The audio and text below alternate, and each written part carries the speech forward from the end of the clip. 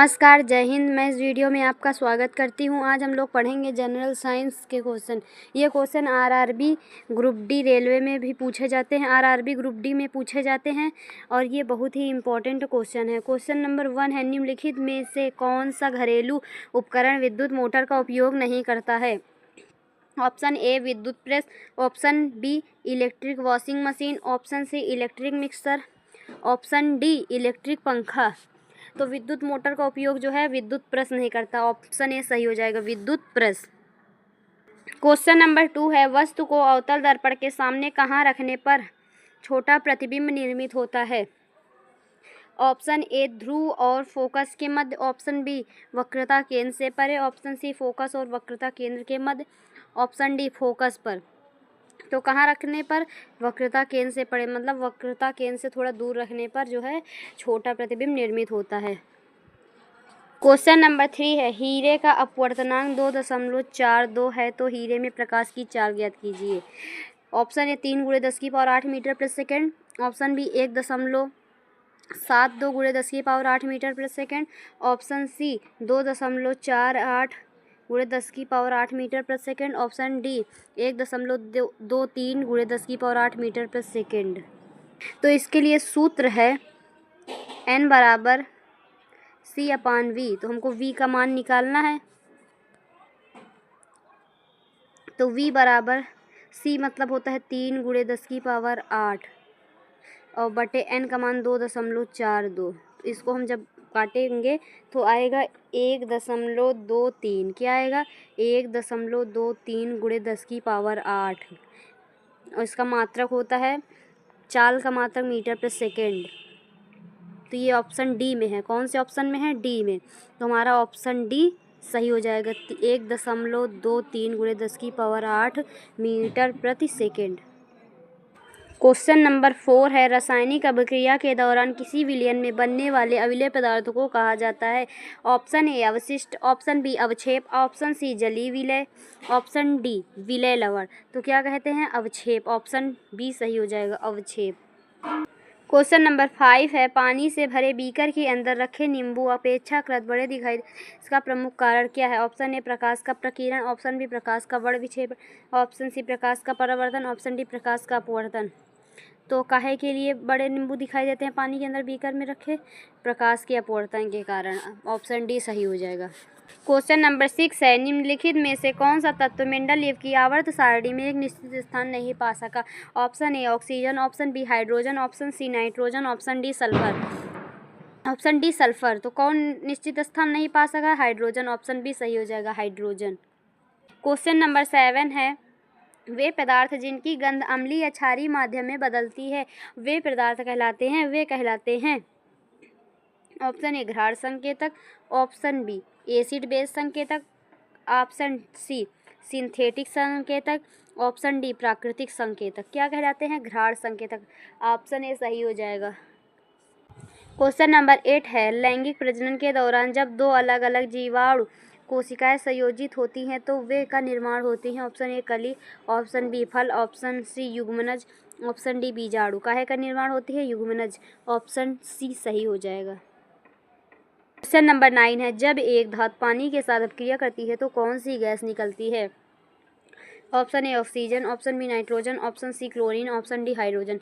जब कोई भी धातु होगी वो पानी से अपक्रिया करेगी तो हाइड्रोजन गैस निकालती है। कौन सी gas? Hydrogen gas. Option D सही हो जाएगा, हाइड्रोजन गैस। क्वेश्चन नंबर 10 है, निम्नलिखित में से प्रकाश संश्लेषण के लिए आवश्यक नहीं? Option A chlorophyll, option B oxygen, option C carbon dioxide, option D सूर्य का प्रकाश। तो क्या आवश्यक नहीं है? ऑक्सीजन। ऑप्शन बी सही हो जाएगा, ऑक्सीजन आवश्यक नहीं है। क्वेश्चन नंबर 11 है, सही अर्थों में मुक्त पतन तभी होता है? ऑप्शन ए हवा में, ऑप्शन बी निर्वात में, ऑप्शन सी वातावरण में, ऑप्शन डी समुद्र में। तो ऑप्शन बी सही हो जाएगा, निर्वात में जो है मुक्त पतन होता है। क्वेश्चन नंबर 12 है, परमाणु शब्द किसने गढ़ा? Option A E Rutherford, option B Thomson, option C John Dalton, option D Democritus. तो परमाणु शब्द जो है डेमोक्रिट्स ने गढ़ा और परमाणु की रचना जो है रदरफोर्ड ने की। हमारा ऑप्शन डी सही हो जाएगा, डेमोक्रिट्स ने परमाणु शब्द गढ़ा। क्वेश्चन नंबर 13 है, प्रोटीन संश्लेषण में क्षार से एक का निर्माण होता है? ऑप्शन ए mRNA प्रति, ऑप्शन बी DNA प्रति, ऑप्शन सी DNA और RNA प्रति, ऑप्शन डी RNA प्रति। ऑप्शन ए सही हो जाएगा, mRNA प्रति। क्वेश्चन नंबर 14 है, बल और विस्थापन के गुणनफल को कहा जाता है। ऑप्शन ए गति, ऑप्शन बी कार्य, ऑप्शन सी त्वरण, ऑप्शन डी वजन। बल F, विस्थापन के गुणनफल को कहते हैं कार्य। क्या कहते हैं? कार्य। ऑप्शन बी सही हो जाएगा, कार्य। कार्य को W से प्रदर्शित करते हैं, W बराबर F इंटू डी। हमारा ऑप्शन बी सही हो जाएगा, कार्य। क्या होगा? कार्य। बल और विस्थापन के गुणनफल को कार्य कहा जाता है। क्वेश्चन नंबर 15 है, कापर के एक अणु में कितने परमाणु होते हैं? ऑप्शन ए 6.022 गुणे 10 की पावर 25, ऑप्शन बी 6.022 गुणे 10 की पावर 23, ऑप्शन सी 6.022 गुणे 10 की पावर 24, ऑप्शन डी 6.022 गुणे 10 की पावर 22। तो कितने होते हैं एक अणु में? पर ऑप्शन बी 6.022 गुणे 10 की पावर 23। कॉपर के एक अणु में इतने ही परमाणु होते हैं। ऑप्शन बी सही हो जाएगा। ये क्वेश्चन ग्रुप डी में भी पूछे जाते हैं। ये बहुत ही इम्पोर्टेंट क्वेश्चन है। क्वेश्चन नंबर 16 है, एक प्रकाश किरण एक अवतल दर्पण के ध्रुव पर आपतित होती है। आपतित किरण और मुख्य अक्ष के बीच न्यून कोण कहलाता है। ऑप्शन ए आपतन कोण, ऑप्शन बी निर्गमन कोण, ऑप्शन सी परावर्तन कोण, ऑप्शन डी विचलन कोण। तो क्या कहलाएगा? आपतन कोण। ऑप्शन ए सही हो जाएगा। न्यून कोण क्या कहलाएगा? आपतन कोण। ऑप्शन ए सही हो जाएगा। क्वेश्चन नंबर 17 है, मानव रक्त के निर्माण के लिए इनमें से किसकी आवश्यकता होती है? ऑप्शन ए तांबा और कॉपर, ऑप्शन बी निकल, ऑप्शन सी आयरन लौह, ऑप्शन डी कोबाल्ट। तांबा का नाम है कॉपर और आयरन का नाम है लौह। ठीक है, आयरन मतलब लोहा जिसे हम लोग बोलते हैं। ऑप्शन सी क्या हो जाएगा? मानव रक्त के निर्माण के लिए आयरन की आवश्यकता होती है। ऑप्शन सी सही हो जाएगा। क्वेश्चन नंबर 18 है, विद्युत परिपथों में विद्युत धारा के प्रवाह के कारण के रूप में हानियाँ होती हैं। ऑप्शन ए ऊष्मा, ऑप्शन बी चुंबकीय हानियाँ, ऑप्शन सी ध्वनि, ऑप्शन डी प्रकाश। किस में हानियाँ होती है? ऊष्मा में हानि होती है। काहे से होती है? ऊष्मा में हानि। ऑप्शन ए सही हो जाएगा, ऊष्मा के रूप में हानि होती है। क्वेश्चन नंबर 19 है, निम्न में से कौन सा एक अपने आप में संतुलित आहार है? ऑप्शन ए मांस, ऑप्शन बी दालें, ऑप्शन सी शहद, ऑप्शन डी फल। तो संतुलित आहार क्या है? फल। संतुलित आहार क्या है? फल। ऑप्शन डी सही हो जाएगा। क्वेश्चन नंबर 20 है, कि भारी मात्रा की वजह से खनन से प्रदूषण होता है। ऑप्शन ए अयस्क, option B sludge, option C धातुमल, ऑप्शन डी कदर्म। तो अयस्क की भारी मात्रा के कारण वजह से खनन से प्रदूषण होता है। ऑप्शन ए सही हो जाएगा। यहाँ क्या होगा? अयस्क। क्या होगा? अयस्क। ऑप्शन ए सही। नंबर 20, निम्नलिखित में से कौन सा एक जीवाणु जनित रोग नहीं है? Option A AIDS, option B क्षय रोग, ऑप्शन सी सुजाक, ऑप्शन डी सिफिलिस। तो जो जीवाणु जनित रोग नहीं है, एड्स। ऑप्शन ए सही हो जाएगा। क्वेश्चन नंबर 22 है, निम्नलिखित में से ओम किसका मात्रक है? ऑप्शन ए शक्ति, ऑप्शन बी प्रतिरोध, ऑप्शन सी कार्य, ऑप्शन डी बल। ओम किसका मात्रक है? प्रतिरोध का। काहे का मात्रक है? प्रतिरोध का ओम मात्रक होता है ओम। ऑप्शन बी सही हो जाएगा। क्वेश्चन नंबर 23 है, कैल्शियम ऑक्साइड की जल के साथ अभिक्रिया के फलस्वरूप बुझे चूने का बनना का उदाहरण है।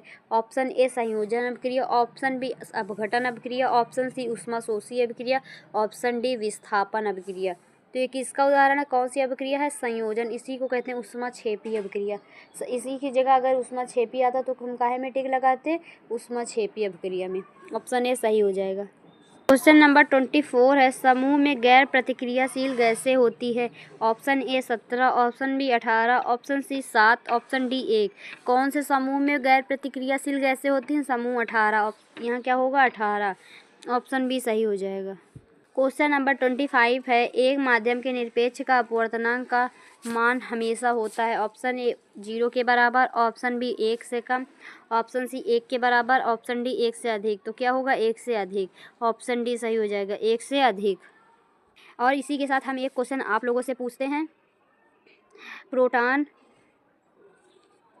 की खोज किसने की?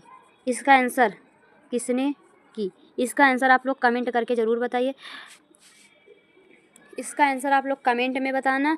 और अगर हमारा वीडियो अच्छा लगा हो तो चैनल को सब्सक्राइब करिए, वीडियो को लाइक करिए और सभी के पास शेयर करिए, जिससे और भी लोगों का भला हो सके और भी लोग ये क्वेश्चन पढ़ सके। और वीडियो देखने के लिए धन्यवाद।